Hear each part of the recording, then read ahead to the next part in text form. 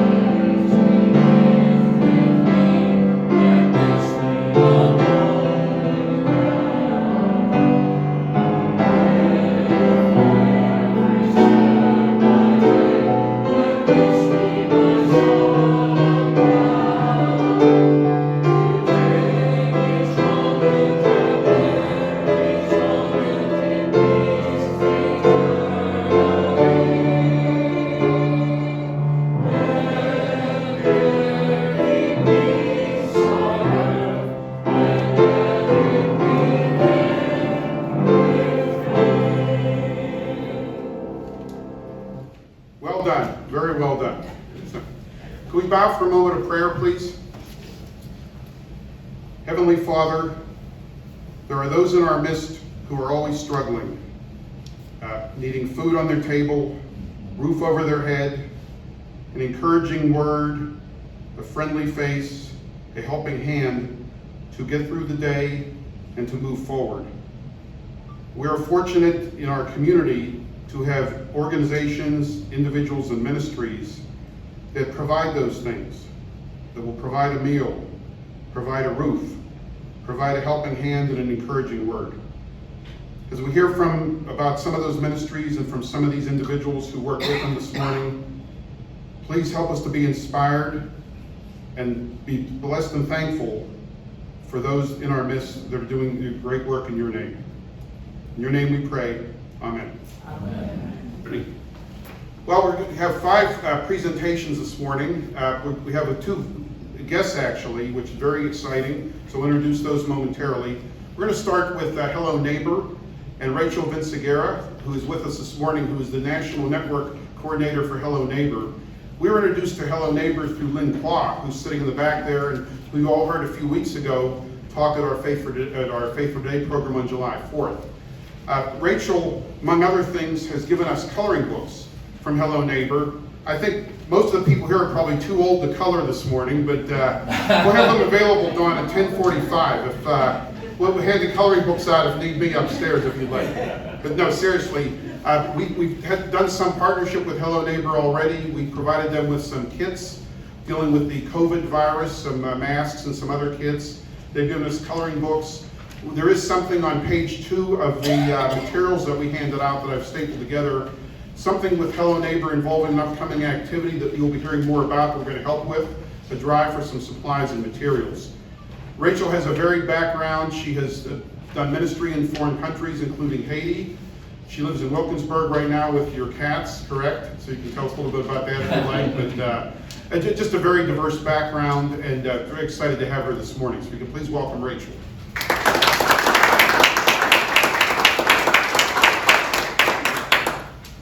Thank you. I think I'll be the shortest presenter. Thank you so much for having me and allowing me to be in community with all of you this morning. And that's one of my favorite hymns, so I'm still feeling that as I get ready to speak here. As you said, my name's Rachel, and I'm from Hello Neighbor. And to start off, I just want to thank you for what you've already given to Hello Neighbor in the form of boxes for our newest neighbors. Am I too quiet? Yes. Yes. No, Yeah, can do. turn Sorry. it up a little bit. I'm very soft-spoken, so I'll just get a little closer to the microphone. So I want to talk a little bit today about what the journey of a refugee to the United States looks like, and then what that looks like for folks who are here in Pittsburgh. Is that better? Okay, great. So currently, there are 80 million people across the world who are forcibly displaced from the place that they call home. And folks have various different legal designations. I'm going to speak specifically about refugees. And refugees are people who are facing persecution or violence in the place that they're from. It's no longer safe to live in their home country. There's a poem by Worson Shire that I really admire that says, "No one would leave home unless home were the mouth of a shark." So these are people who, wouldn't otherwise perhaps choose to leave their homeland, but they have to. And that's one person in every 113 people who's forced to leave. That journey takes a minimum of 2 years to get through. So the first thing somebody would do is they would seek out the United Nations in their country. They go through a series of interviews where they have to explain what they've been through over and over again and have that checked with different family members. They go through extensive background checks. And if after all of that, they're okay to travel to a new country, then they are given a plane ticket. They get on a plane, they arrive in a new country. They don't usually get to choose what part of the country they're going to. So somebody would arrive here in Pittsburgh, they step off the plane, and they're met by one of 9 resettlement agencies around the US who receive funding from the government to help resettle folks. And for 90 days, they get support to find housing, they get support to start to find employment, maybe connected to healthcare, and their kids are enrolled in school. After those 90 days, the federal government is finished. So that's where organizations like Hello Neighbor step in to help continue that transition into a new community. Because as you can imagine, if you arrive somewhere, a totally new culture and country, you don't know folks in the community, you maybe don't speak the language. If you have found a job, it may not be a very high-paying job. Perhaps you were an engineer or a doctor in the country that you came from, but your credentials don't transfer over to the United States. And folks are expected to pay back that plane ticket that they received when they left their home country. So I say all this to give you the context behind folks who are coming here, but also so you have some knowledge. If you hear people talking about refugees and the process, you have a little bit more information that you might be able to share. So here in Pennsylvania, in 2016, we resettled 4,000 refugees. And here in Allegheny County, we resettled 600 people. Hello Neighbor works with 500 families across Allegheny County and matches them with local Pittsburgh families to help them make that transition into the US, into Pittsburgh community. And it's really a two-way street. So it's folks here in Pittsburgh learning from the experiences of our newest neighbors and also helping to connect our newest neighbors to resources, helping learn English, having kids meet together and learn from each other. 98% of our families have children. So a lot of the Pittsburgh families who are involved in Hello Neighbor also have children. We know that through programs like Hello Neighbor, families who arrive here in the US, about 1 in 4 of them have shared a meal with another family here in the US. And at the end of their time with programs like Hello Neighbor, 3 and 4 families are having monthly meals with their U.S. neighbors. So you can imagine what that type of community building, what that type of connection can look like for people. So that's how we started. We started with that mentorship program in 2017. And over time, and especially during COVID, you were all involved in one of our distribution drives to provide resources to families. During COVID, we also developed a study buddy program. So as kids were trying to adjust to online learning, they needed support from tutors. So local Pittsburgh high schoolers volunteered to be on Zoom with our newest neighbors, helping them navigate online learning that was so difficult for US students.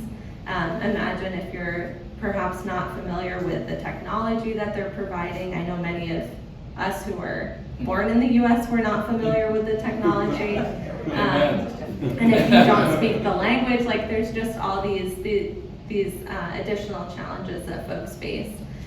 Despite all the challenges, we know that refugees bring incredible additions to our communities. There's a lot of innovation that comes from refugee communities. They have a higher rate of entrepreneurship than the US born population. So they're creating businesses and jobs and new resources for folks. They become part of the fabric of our community. And they bring new ideas and new perspectives to everything that we do. So in addition to all the challenges and what we as, especially as Christians thinking about welcoming the stranger, you know, we have an obligation, I think, a moral obligation to step up and help others who are having a tough time just in the way that we would want to be helped. But even beyond that, we know that how much folks add to our communities. So I mentioned that we started that tutoring program.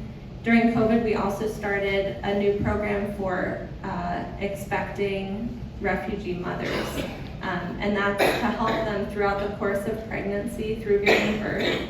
Again, in a new system. I haven't personally been through the birthing process and the healthcare system here at the hospital, but I hear that it's complicated and there are a lot of choices that have to be made. That would be really, you know, tough to do if you were on your own in that process. So they get matched up with a U.S. Born person or somebody here locally in the U.S. who can help them through the process, who can help explain what's happening, who will be at the hospital with them if they ask. One story that I really like is one of our Smart Start coordinators earlier in the year. She helped one of the new mothers to write a letter in English that could be shared with the healthcare provider about what she wanted to happen during her birth process. Because you imagine, you know, in the throes of it, in a different language, how challenging it would be to ask for what you'd like the process to look like. So she was able to write all of that down for her. She provided sweets and candies that the new mom wanted to have after she finished the process.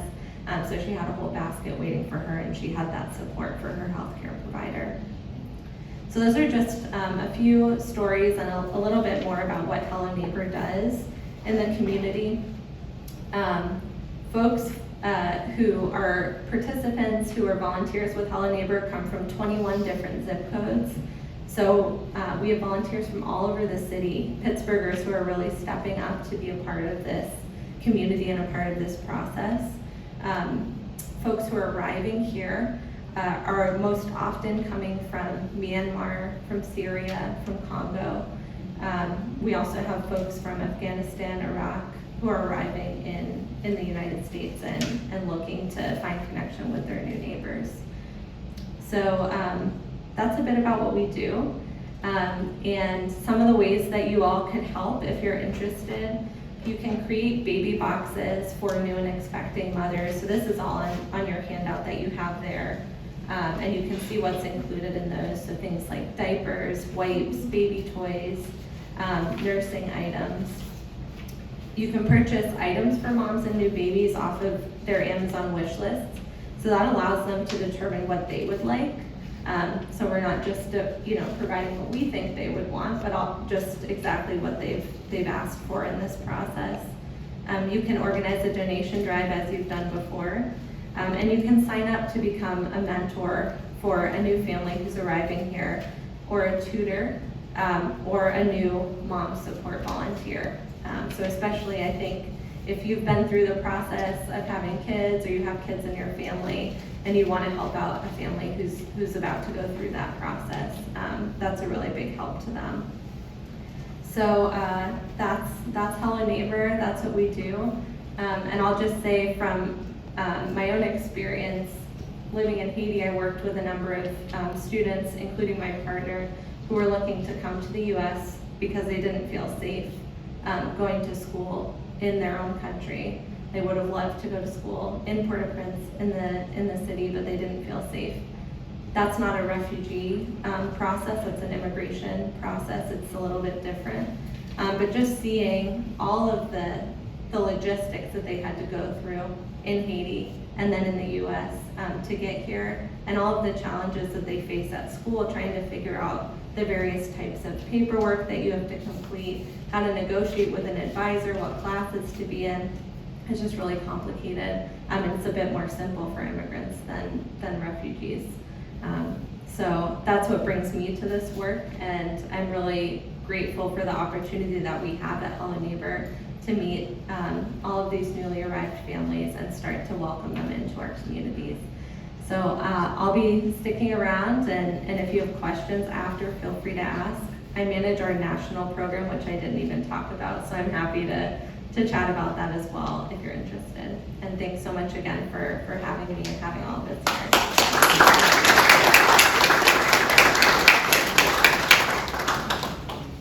Thank you very much, Rachel.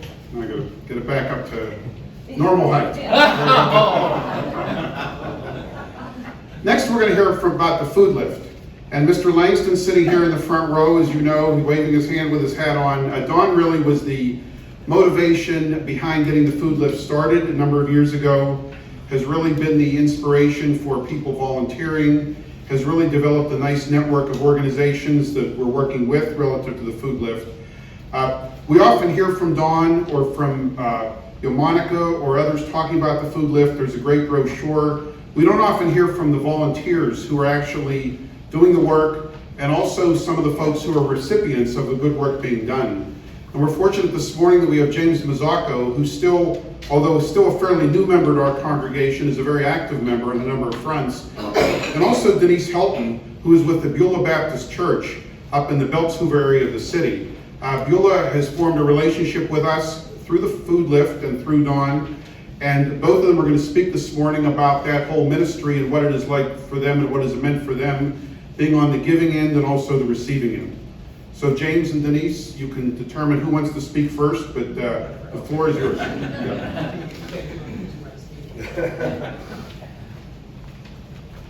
All right, thank you, Rob. So I've been doing Food Lift for 2 years, and I just want to talk to you today and just give you my testimony regarding the work that we do and what it means to me. And I guess I'll start by setting the table with some quotes from Scripture that should be familiar with everybody. So Genesis 1:27, so God created mankind in his own image. In the image of God he created them, male and female he created them. And then also from Matthew 25:35 and 40. For I was hungry, and you gave me something to eat. I was thirsty, and you gave me something to drink. I was a stranger, and you invited me in. Whatever you did for one of the least of these brothers and sisters of mine, you did for me. So I do Food Lift on Saturdays. I've been basically almost every Saturday since we started, a few exceptions. I was ill last year for a period of time, but we will go to our donors, which is on my days is principally Giant Eagle in the Market District in the South Hills Village, and from there we'll pick up donated items of perishable foods. So this is produce that's near its end of its life for sale, and as well as some baked goods and bread, and we'll pick up from there and a few other bakeries around town, Le Gourmandine and Panera, among others. And then we'll distribute it to our partners. And one of our partners is some of our other ministries in the church, and that's principally the food pantry that we do twice a month. The first Saturday and the third Saturday of each month. We have separate clients on each Saturday, and we'll share some of the items that we receive with them to help supplement the non-perishable foods that they receive. But we also work with other partners in the community, typically principally faith-based partners. So on Saturdays, our biggest partner is St. Paul's AME in Knoxville. So they serve the Hilltop neighborhoods in the South Hills with a pantry that they do every Saturday. This partnership has been in existence, I believe, for 5 years with Pastor Cheryl Ruffin there. And I believe we are the sole source of food that they get for their weekly pantry. So they're very dependent upon us, and it's important that we deliver every week. They serve about 20 to 30 families, and or upwards to even up to 40 families at certain times. And we try to give them healthy food options as much as possible, sharing in our supply of produce and fruit and so forth. It's a great environment there. Every time we're up there, there's the regular clients always actively participate with unloading and stocking the church up there before they go and have a chance to shop for themselves. And the pastor always begins with a prayer, or at least that's what I've noticed in the times that we've been running late and they're about to start. She always leads the entire group in prayer. And so we're not just serving the physical needs of the community, we're also get to be a part of serving the spiritual needs and really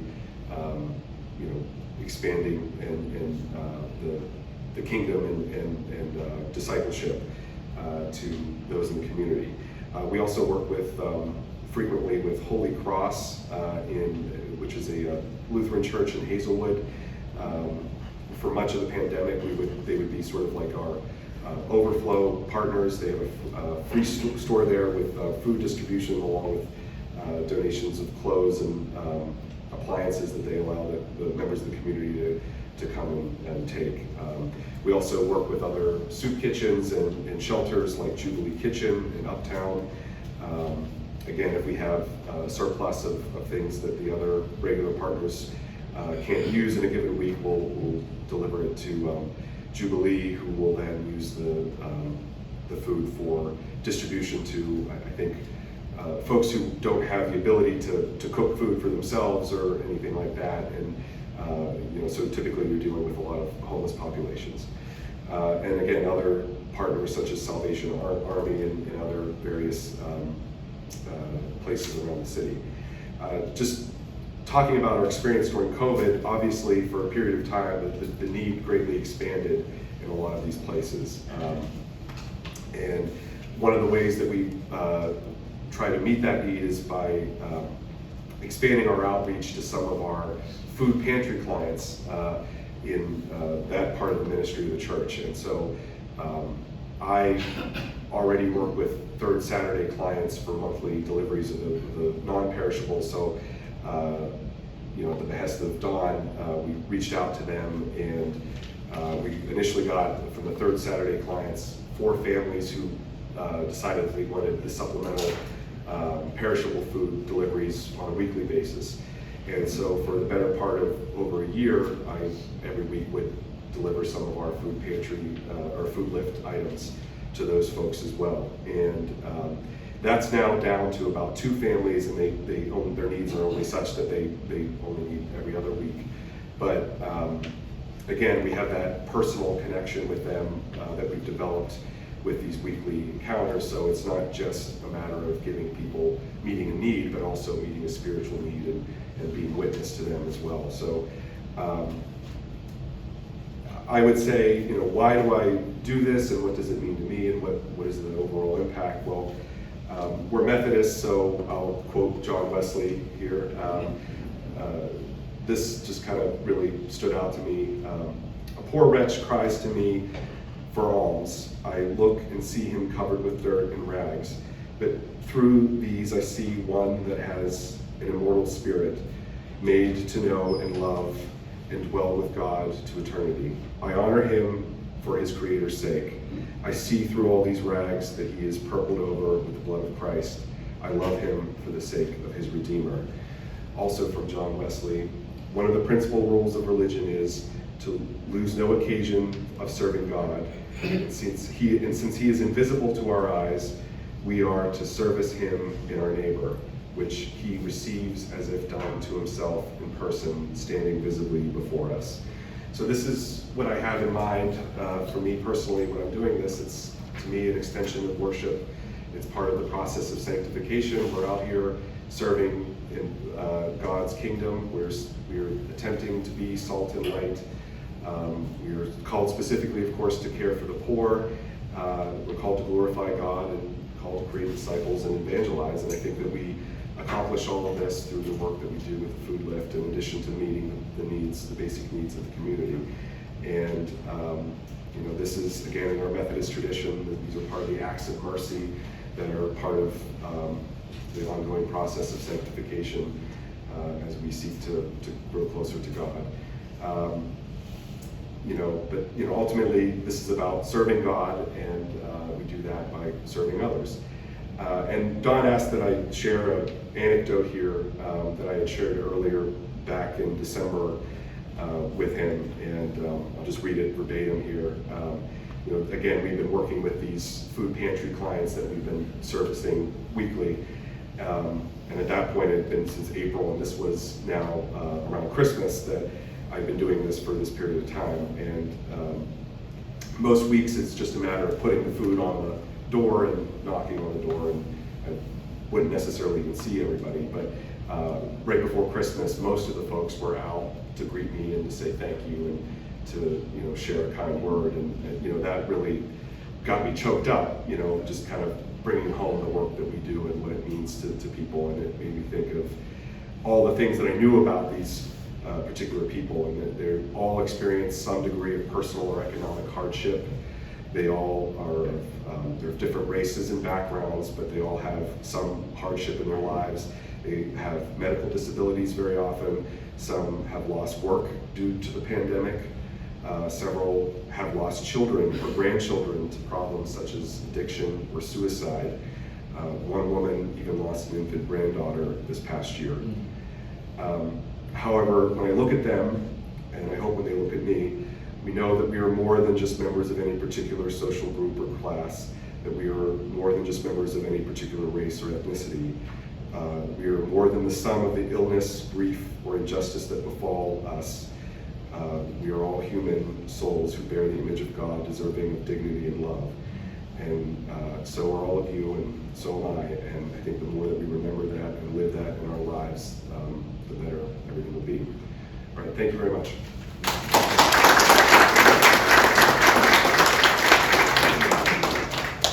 Denise? Good morning, everyone. Good morning. I just want to, Heavenly Father, please let the words that come out of my mouth reach those seen and unseen, so that we can be help to those who need it. So a little bit about myself. I met Mr. Langston because I run a couple different outreach programs. And he actually came into my restaurant and he said, I run this organization that might be able to help you. So me and him started partnering together, and now we're friends. I think I talk more to him on the phone than I do half my kids. That's okay, because we became really good friends. Somebody that I can trust and that I do respect and appreciate the work that he does to help other people. So I run the Beulah Baptist Church Food Pantry, food bank / pantry, because I just moved it into a different area because we serve meals. Before the pandemic started, we wanted to provide cooked meals for the whole community once a month. And we did like a Thanksgiving dinner. We did a couple before the pandemic hit. So then we had to close the church so that people wouldn't be able to come in. Okay, so brain working. Now we're outside. And it just turned into an amazing thing that I wasn't even expecting. We have it's like a open air shop. One of the organizations that I run is also Mission Vision. I partner with them. And what this is an organization that comes into the church. They bring ophthalmologists, the eyeglasses, they do the exam and everything. And then they give you free glasses. Free exam, free glasses. They'll bring them to the church, you just come pick them up. I also run an organization called Bountiful Blessings. And what this is, and let me just say that all these organizations are faith-based organizations. So they're people that have strong belief in God, that want to reach out to other people. Part of the criteria for Bountiful Blessings is that you must attend the church service at least once a year. You don't want to make people, but what it is just if you can get 100 people and they come into a service, and if only 10 of them stays, so how many souls did you just save?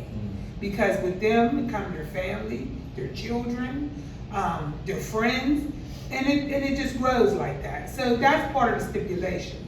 And the things that they give out are household items,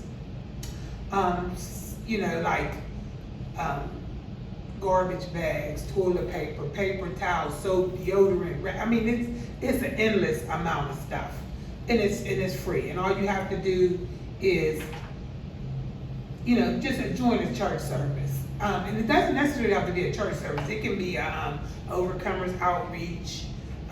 It can be any type of organization like that. And as long as you can show that if you attended these things, you're able to receive these items. The food bank serves 80 families. 80 families. Some can't speak English, so we have to use Translate Me Now, and it was funny using that when I don't speak a good, I'm not a good speaker, but we're just getting so many different cultures and diversities, and it just makes, it fills you up when my pastor comes to me and says, how many people come to her and tell her that I'm a blessing to them? Therein is God. You gotta forgive me, I'm not used to speaking. But I know that anyone that's in a need can come to Beulah Baptist Church. We do it the third Tuesday of every month. They can receive endless blessings.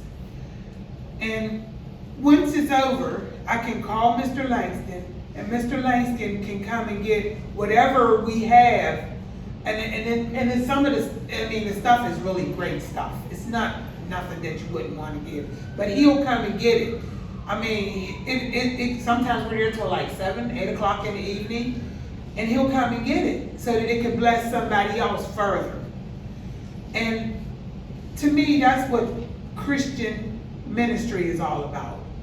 It's reaching out to help those who can't help themselves, or sometimes people that don't even know that these things are put in place for them. And it's just a blessing to me to be able to serve and for God to use me in this way. I have quite a few children and grandchildren, 7, like 30 grandkids. But yeah, and I have a new one getting ready to come in the next couple months. But when they look at me, they look at somebody that they can be proud of and that understands that you put God first and everything else will fall in line. Yeah. So if you know anybody that's in need or like you can get in touch with Mr. Langston, he has my phone number. It's not just once a month. If you have somebody that suffered a disaster, like we had a family that got burned out, they didn't have nothing, nowhere to go. We did a clothing drive, we made sure they got clothes. And I mean, it's just a multitude of things. There's no end to helping. So if you ever need somebody, give Mr. Langston a call, he'll give me a call, and we'll make something happen some kind of way. So I appreciate you guys letting me speak. I'm gonna stick around for a little bit.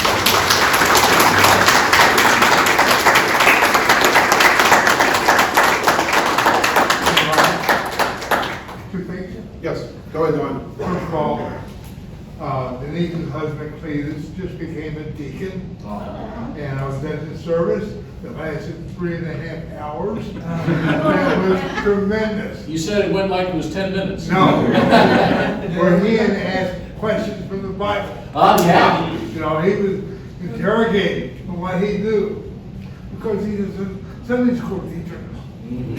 And I was really impressed with your service. Oh, thank It was you. beyond belief. I'm so proud of my husband, like, he's journeyed a very long way, very long. You know, one thing, I just want to, we've got two food lift people in our water with us, Bob Satterfield and Bill Ward. And they represent all the people who are just tremendous people. You couldn't find better people, okay?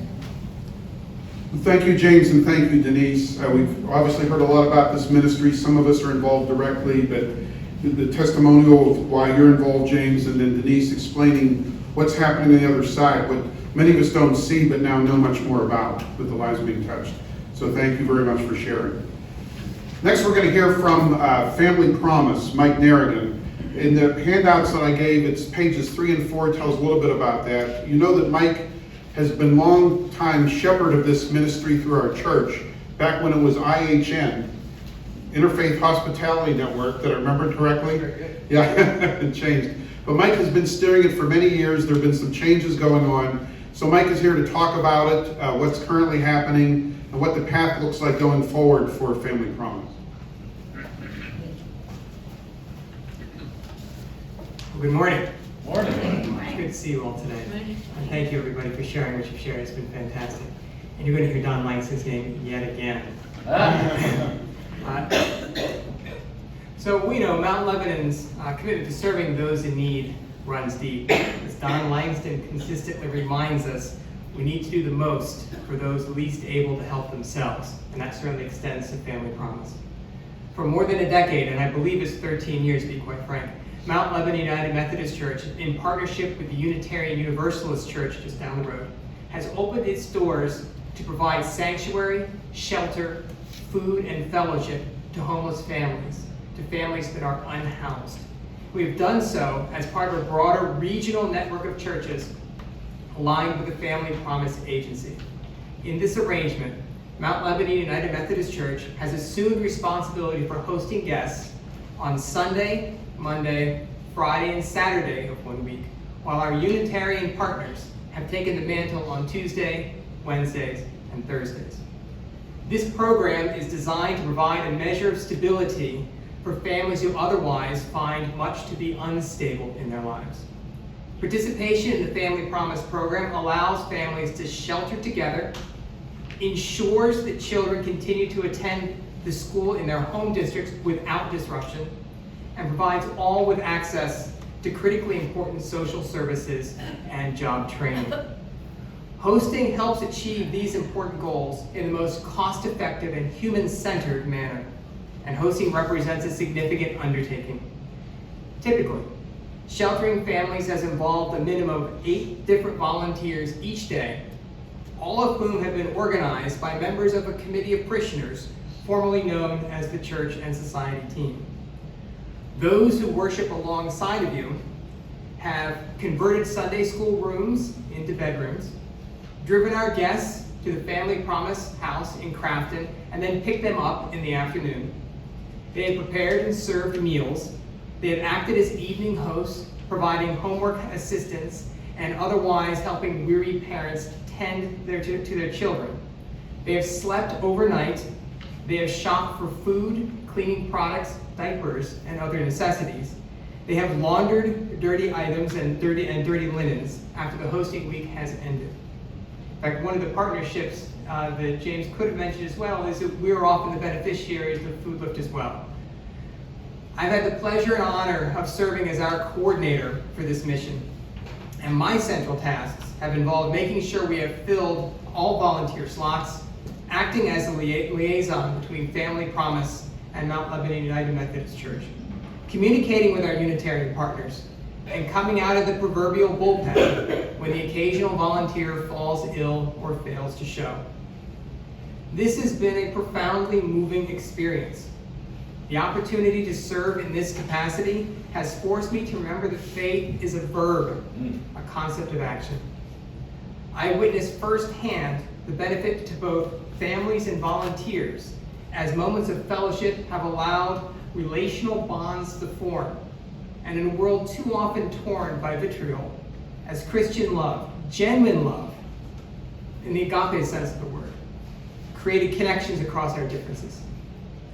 COVID-19 and the pandemic that enveloped our nation presented significant challenges for this mission. We last hosted guests in January 2020, and the ensuing months truly rocked Family Promise.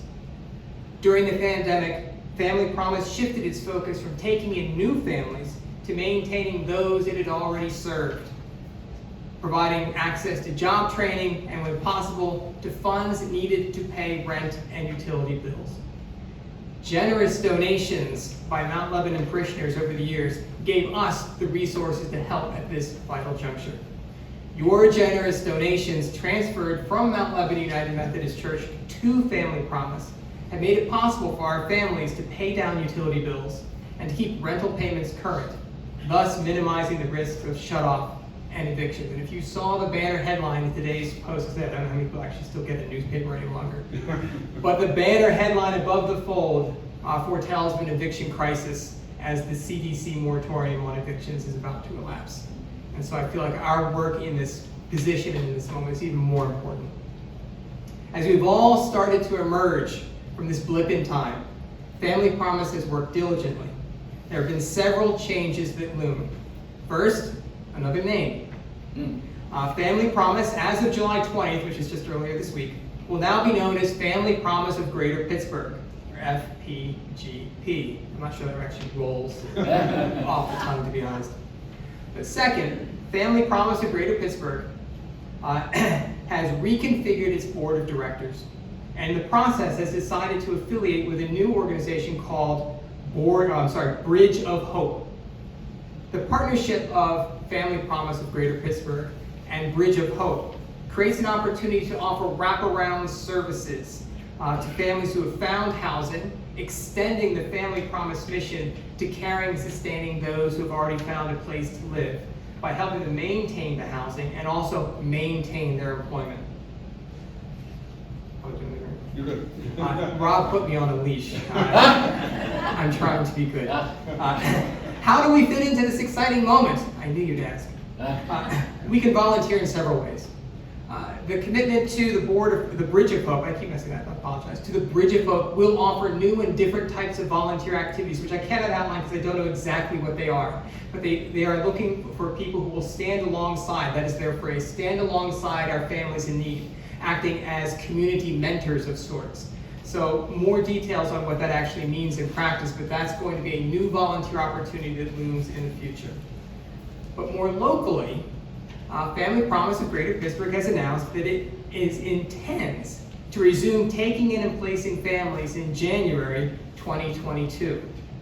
For us, this provides ample time to revisit our commitment to this mission, which, as I pointed out, is more than a decade old. Our volunteer ranks thinned noticeably before the pandemic. We occasionally accepted guests without knowing who would care for them at the end of the week. But to be sure, to extend the theme that I've heard from all of our friends who have spoken so far, God always has provided a way. But we currently have only 2 who have expressed a desire to continue as overnight hosts, and we have no evening hosts on the docket. In short, our local in-house needs are great. And if Mount Lebanon is to continue to participate in this mission, we will need to make sure we have an ample crew ready and able to go before we commit to hosting families. If you would help, please contact me, Rob, or always Barbara, sitting in the back. But I do not want to close with such dire sounding words. I was looking over my remarks and I thought, boy, this sounds kind of dour again. I did not want to be dour because that would violate Rob's admonition. We are a gentle, loving people. We care and we act. We are drawn here this morning as people of faith. And if we can collectively muster faith the size of a mustard seed, we can make a difference and we can move mountains. Thank you so much.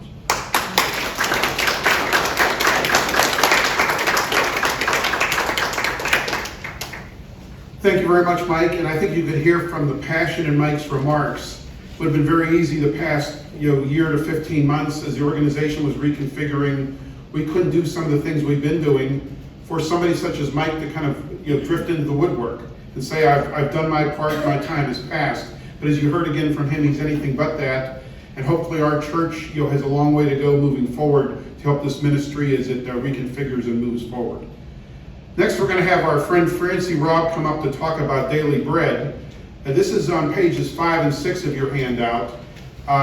Francie has been instrumental for many years with Daily Bread. This is a tradition that folks such as the Bay Shores have been actively involved in, Luann Bailey, others. And Francie, stalwart for a long time, Tom Wagner in the back here. So Francie, please come up and share Daily Bread and what it's about and what it has meant for you. Thank you.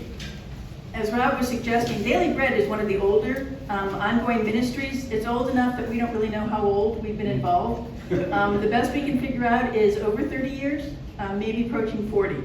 It's actually, so for the last 30, 40 years, the first Thursday of every month, Mount Lebanon United Methodist Church has taken a hot lunch down to the north side where the United Methodist Church Union sponsors a meal every Tuesday, Thursday, and Sunday. Now they're in coordination with other groups to make sure that there are hot meals provided Monday, Wednesday, Saturday.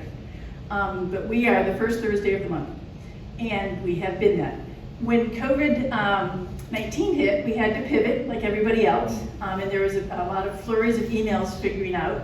Fortunately, we had served in March before the shutdown occurred, and so that gave us a little bit of time to figure out exactly how to do it. But in April of 2020, we actually did all of the cooking in people's homes. Now, if you can imagine what it's like to cook 20 pounds of meat in your kitchen, to come up with. And then the food was brought here and it was assembled at great social distancing in the social hall. And then Luann Bailey took it down and we had packaged everything and she served it out of the back of her car. And apparently, I'm told she wore a hazmat suit or close to it.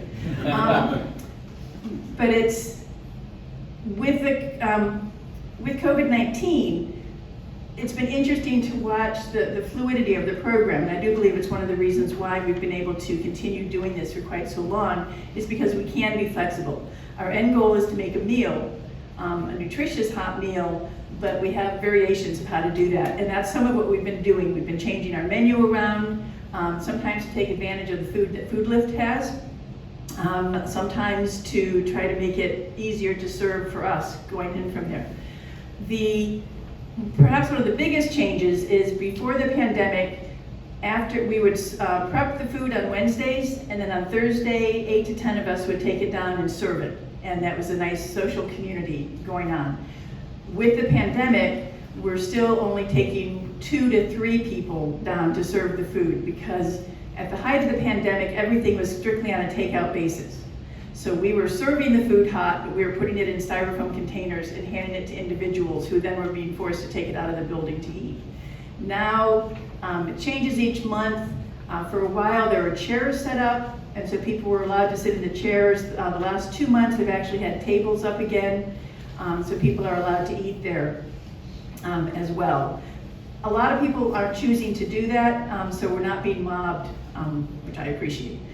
But it changes that, and some of what we've seen happening is individuals have stepped up and encouraged us to make some other changes. And I mention their names not just to embarrass them, but also to point out that it's nice to be part of a group that has the flexibility that one person can make a difference in so many other areas, in so many places. One of the changes was Matthew Baker, who, despite things going on in his own personal life, has stepped up and he has procured and smoked the meat for us for almost the last year. Turkey, chicken, and pork shoulders that have provided. In the winter, we were doing chicken or turkey divine, and then in the summer months, we've been doing barbecue pork sandwiches. And Tom Wagner, through his conversations with Pastor Bob Maravelli, who some people would know from the Presbyterian Church, but he's the coordinator now down for the Northside Lunch, for the Daily Bread program. But in just taking the time to talk to Pastor Bob, Tom has identified some extra needs that we hadn't necessarily thought about. These started with the hygiene kits, which included masks, hand sanitizers, water, and a few other items that were needed. And so we collected those materials, and not just for Northside Lunch, but then for some other organizations as well. I know we were involved with handing out more than hundreds of these hygiene kits. More recently, they've come up with the blessing kit, which I just used this as a prop, stole this from the box. So it's soap and water and a mask, deodorant, and then granola bars, things that don't melt, so that Pastor Bob, when somebody walks in and says, socks are also in here, because dry socks become incredibly important. But it's nice, it's been valuable to just see what other needs we can meet in addition to the nutrition. And then Mary and Clark Remington continue to home-make the chocolate chip cookies, which are the most successful part of the meal. And as Clark will tell you, Mary does most of the cooking, but Clark individually wraps each one of these cookies in wax paper. And he does a magnificent job. And that gets highlighted every week. But again, with these individual contributions, together with our more regular teamwork that is still Happiness Prep on Wednesdays, including Levisa Ward, Leslie Troy, Scott and Bernie Bose, Kathy Tremblay, Jim Lutz, under the leadership of Luann Bailey, who couldn't be here tonight. We assemble and deliver food that are feeding 70 to 90 meals each month. And it's been interesting and fascinating to watch some of the changes with the pandemic. There's one man who is picking up food for about 3 families when he comes down. And for the most part, Pastor Bob knows these people. Some of us are beginning to learn their names, harder with masks, but he will tell us ahead of time. They will call and say, we'll make meals for 8 people. And they start telling you exactly what they want. It's heartwarming to be part of a program that Mount Lebanon United Methodist Church has sponsored for decades. And the appreciation we get from the people, not just for the meal, but also the sense of community that they have built. This is a drop-in program that, as Pastor Bob has told us before, there are no requirements. So we tend to get people who aren't necessarily on the straight and narrow, the people that can't meet some of the requirements of some of the other organizations that are also involved with feeding people, but they're people who are hungry. They are people nonetheless, and they are people who are hungry and who are in need of the food, the community, and it's a nice feeling. Sometimes I have to reach a little deeper than I should to find the love and care for some of these people, but that's always a good challenge to face. And at the end of the day, the fellowship that I've gained, part of it has come from getting to know church members working, shredding chicken next to somebody that you wouldn't necessarily be working with, has been an important part of my spiritual growth, as well as personal friendships and growth. But it's also exciting to be part of this monthly community of people who are looking for food and being able to provide it because of the generosity of our community and the time that other people are giving. So if anybody is interested in joining us, we tend to be a little bit of a fluid group. So like Leslie Troy isn't here right now because she's in California visiting family. But if you're interested in giving a shot, right now all we can offer you really is the assembling of the food, but just let us know, and we send out an email every month, and whoever shows up is whoever we work with. So It's exciting to be part of this ministry that the church has sponsored for so long, and the poor continue to need our help, and it feels good to feed them. Thank you.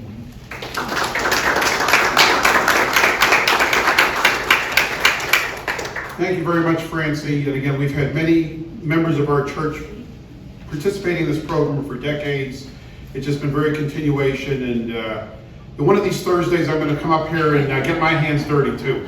It sounds better than a lot of the work I'm usually doing with PNC Thursday morning. So one of these days, I might do that. Last but not least, I want to talk for a couple minutes about East End Cooperative Ministries.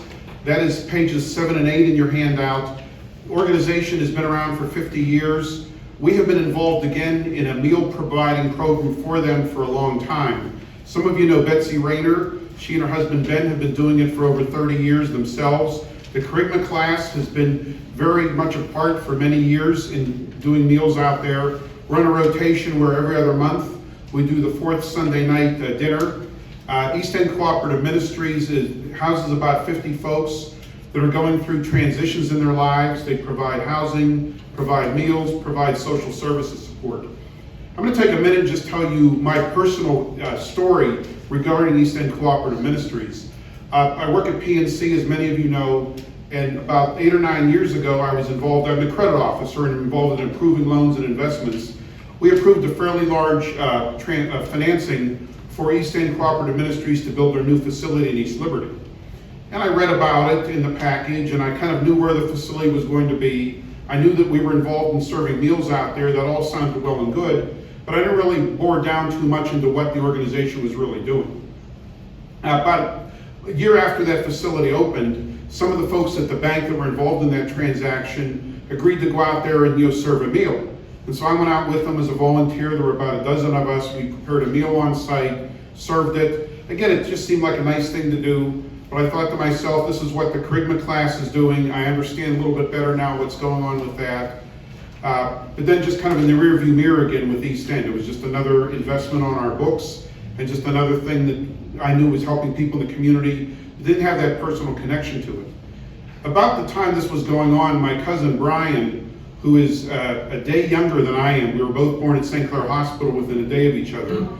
He had had some challenges in his life, and it ended up on the street. He had lost his home, he had lost his marriage, had lost his job. He was dealing with some addictions, gambling and alcohol. And he was out on the street for much of 2013 and 2014. We had trouble connecting with him. I saw him once in late 2013 on the T downtown, but he got away from me before I could do anything other than exchange a pleasantry to him. And none of his 5 brothers were really in contact with him either. Well, lo and behold, in October of 2014, when Jane and I were married, 4 of his brothers were at our wedding, and the reception was at the Priory on the north side. And they left the Priory and went over to the Rivers Casino because the word had gotten out that Brian was over in the Rivers Casino spending a lot of evenings there. That was his overnight place of shelter, the Rivers Casino, to be off the street. So they were able to make a connection with him. They happenstance ran into him over there, made a connection with him, and he was in fairly dire straits at that point.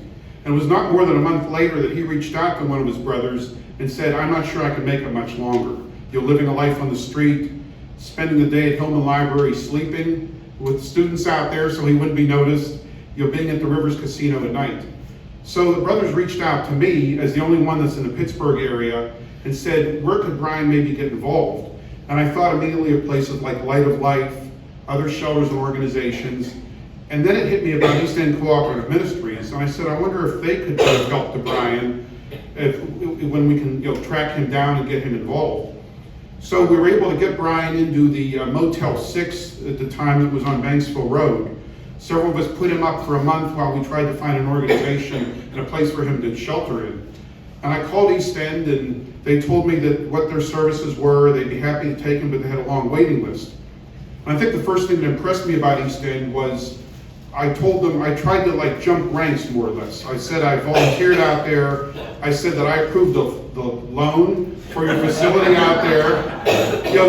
Pulling whatever strings I could pull. And the woman on the other end, Marilyn, who I became a good friend with, she said, I'm sorry, Rob, that's all well and good, but your cousin is no different than anybody else we're helping. He's in line, and he's going to call every day and check and see if we have a spot. And if he doesn't call on a certain day, he will lose his place in line. And what you can do is help make sure he calls every day. And one of these days, something will up for him. So throughout December of 2014, early January of 2015, Brian would call every day, and I would call later in the day to check to make sure he called. A couple days I had to remind him, and he'd always call by 5 o'clock, so he would stay on the list. And then lo and behold, late January 2015, I called them and they said, well, Brian hasn't called yet, but he needs to call because we have some good news for him. So I called Brian and said, you gotta call them, you gotta call them. So I called them and said they have a spot for me. So I took him out there, and I just could not believe, you talk about emotional. I took Brian out there, he had one box of all of his possessions. And this is somebody that was my age, early 60s, one box of his earthly possessions, just no contact anywhere. I dropped him off, he checked in the facility, and the director said, the administrator said, hey, we'll call you in a couple days, let Brian get settled in here, let him meet some people, things like that, and he'll get settled in for a few days. And I thought to myself, there was nothing that was going to force him to stay there, because again, it's voluntary in and out during the day. They're providing housing, meals, and social service support, and he certainly needed some help with some of his prior addictions. So I said some prayers, as did Jane, that Brian would give it a chance and go forward. And I'm pleased to report that after spending most of 2015 at East End Cooperative Ministries, during that period, Brian got a job at the Home Depot out in East Liberty. He was able to essentially get past some of his challenges with drugs and alcohol through a lot of the social service support at East End. He made some friends. He really was able to reconnect with family and friends. He also reconnected with a woman that he had known in the late 1990s who was out on the West Coast. She was now living in the state of Washington. Sight unseen, he basically, when he left East End Cooperative Ministries, went up there, moved in with her, they got married. He's working at Home Depot up there, and he's been able to get other jobs since then. So for us, it's a very happy ending to what could have been a very tragic situation with him. And I think East End just was able, at a very critical time for everybody, to really give him a shelter, give him food, give him social service support, and in particular give him encouragement by showing him there were other people there in his situation, in the transition. He was not alone out there. And these folks were getting, through faith and through help moving forward, and he could do the same. And I think that more than anything, notwithstanding the meals that we provide and some other things we've done, the fact that I was able to see personally what happened with my cousin and how East End helped, essentially save his life, just made a lasting impact on me as well too. And we do these meals, again, we have folks that go out. We have been somewhat limited with the pandemic. We've just been serving the meals on site. But one of the joys of that ministry is to actually, drop the meals off, not serve them, drop the meals off there. Pre-pandemic, we were serving on site and actually sitting and eating with the residents. Lynn and Dave have been very much a part of that, as have others here today. So hopefully we can get back to the point that we can do that again. I would invite any of you interested to give me a call, and maybe one of the Sunday evenings we're going out, you could join us out there. So that is East End Cooperative Ministries. I'm going to close with a prayer here today. If you could all bow our heads, please. Heavenly Father, we've heard for the past hour some of the stories and testimonials and witnesses of folks and of ministries that are changing the lives of many of our fellow neighbors and friends. Let us leave this place today committed to not only help those organizations with whom we've heard from, whether it be reaching out for a helping hand and a mentoring at Hello Neighbor, offering an additional hand for the food lift, being an overnight volunteer at Family Promise, helping with meal preparation and delivery at Daily Bread, or really helping with some of the meal preparation and delivery at East End. Any way we can help these organizations, others like them, give us the power, strength, and courage to do it. In your name we pray. Amen. Amen. Thank you.